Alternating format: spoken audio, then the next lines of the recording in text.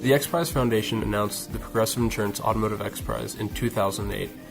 That piqued Edison2's founder, Oliver Kuttner's interest, and he decided to go after the prize, go after that $10 million prize purse that the X Prize Foundation was putting up to design a clean, safe, affordable vehicle that can get over 100 miles per gallon. He ended up putting together what amounts to a dream team from endurance racing. We have over 20 wins at Le Mans, Sebring, and Daytona.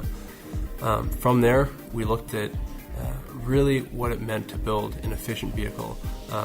Not just moving from one power source or one energy source to another, but at the heart of it, how do you build a vehicle that takes less energy to move? And what ended up coming out of that was the very light car.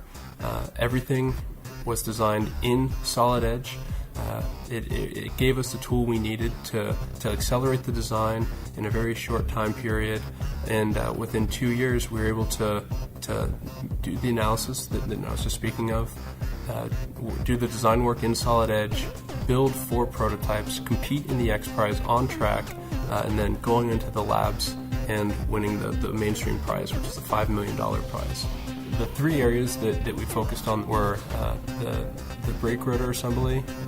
We also focused on the pedal assembly and the frame geometry. As we're moving forward with the next generation car, it's going to have a larger wheel size, and it's also going to be a little bit heavier.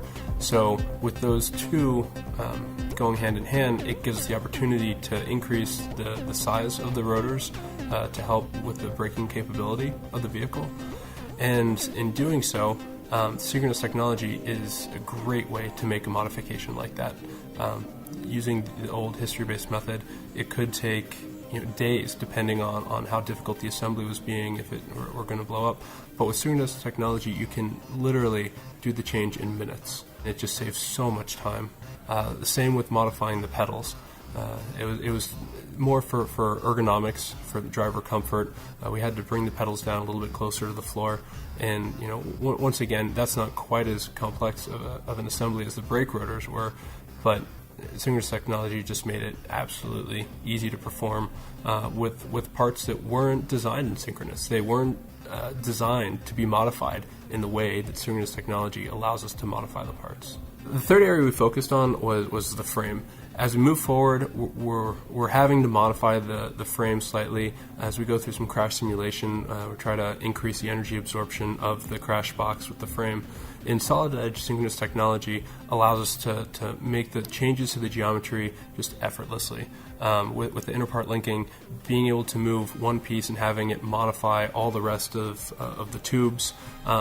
It's not just with tube design, it's also with parts and assemblies. You can move one part and it'll redesign the bracket and change the bracket so it fits. At the heart of the X Prize Foundation, they try to look at industries that are viewed as being stuck in their path forward. And they felt that the automotive industry sort of fit into that category.